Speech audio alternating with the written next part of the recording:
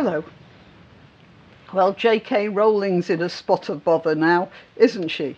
And she's getting it from the sort of people who are now accusing her of anti-Semitism. And generally speaking, they are the sort of people who couldn't give two hoots about anti-Semitism. But when they want to get at someone, then it's a big issue. Ilhan Omar, for instance, and Rashida Tlaib never seem to open their mouths without coming out with an anti-Semitic trope. But to my knowledge, I haven't found that on the front cover of Newsweek or whatever magazine it was that ran the headline about Jon Stewart saying that Rowling is anti-Semitic. If someone points out that Ilhan Omar says it's all about the Benjamins, which might have more than a smack of anti-Semitism in it, you don't get them setting Twitter on fire, do you? But you do get publications like Vox saying that although the tweet was questionable, the reaction of her political opponents was mendacious. In other words, we're all to blame, so Omar isn't that bad after all. When the BBC really does provably make up a story about a group of religious teenagers, Jewish religious teenagers, insulting Muslims, and it's actually provably. They made up a story and they broadcast it as news, and it's fallen into the memory hole. Where are the headlines? Nowhere. And yet Rowling uses goblins as the treasurers in her novels because she knows her history and her folk history and her history of magic, and she's done the research, and she's aware that goblins under various names and guises have always been cave dwellers guarding treasure. And not only in European folk myth, as far back as anyone can see it, they're part of folk myth all the way back and right across the world, in almost every culture. But it's obvious why that happened, isn't it? People have been digging treasure out of the underground for as long as people have been interested in sparkly things. And it's equally obvious that while people are digging the stuff out of these creepy, dark, dangerous places, they're going to imagine there will be some local godlets of various sorts guarding the gold and the amethyst and even the coal that they're stealing from the earth. No, nobody worries about goblins or anti-Semitism. Roald Dahl was really anti-Semitic. He was so bad, his family have actually left an apology for his attitude on the Roald Dahl internet page.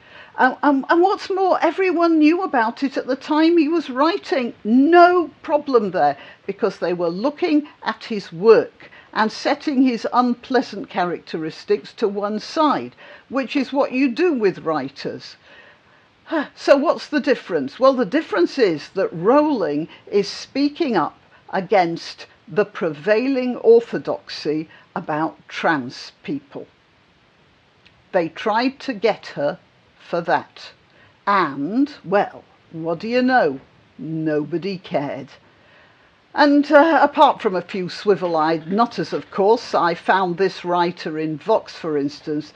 Yeah, the same Vox that was so tolerant of Ilhan Omar's excessive. This writer in Vox packed up all of Rowling's books. She was a big fan before, and now she will never read them again. I don't know whether she actually burnt the books or gave them to a charity shop. But if she did, then she's corrupting other children, isn't she? There's a moral in there somewhere. So such people couldn't get at Rowling for being a Terf because nobody took them seriously. They are obviously unbalanced. So instead, well, let's think of something else. Anti-Semitism, that's the ticket. Let's see how much of that mud will stick. I want to bring to your attention the case of Count Dankula here. The police wanted to have a go at him. They wanted to, really, so much so. They pulled out the old anti-Semitism stunt on him too. I'll run some newspaper articles here, not because I want to fight the good fight against any sort of racism, on this video anyway, but because I just want to show you how the very people, the very sort of people who use false accusations of anti-Semitism as a cudgel against people they just don't happen to like for other reasons, they seem to be the very people most likely to condone it in people they do like. I'm afraid Rowling is probably in for a tough time. Count Dankula had a terrible time. Of course, he had a bit less money. But they just wouldn't let go. Once a corrupt organisation, and let's face it, organisations like Stonewall, I'm not saying Stonewall is leading this, but I am saying it's similar to the sort of organisations that are backing Terfs so heavily. They have become corrupt with their own power, with their own ability to force people to say anything they want them to say. And when a corrupt organisation finds a little blood in the water, just a drop, they then go into a feeding frenzy. And that can only be contained. It can't be stopped. The only comfort we might have is that if we do contain it, if we refuse to buy into this Rowling nonsense, and we don't throw Rowling in there, and I just hope her publishers have more sense than that. If we hold steady on that, then of course those guys will probably just end up eating each other, which may be unpalatable, but they're welcome to it.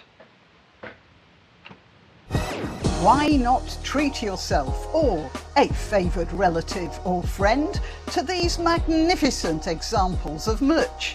The mugs and t-shirts come in the Graniopteryx design or Grambo with a firearm or the more deadly knitting needles. Go to www.graniopteryx.com and whatever platform you're watching this on, please click like, subscribe and share.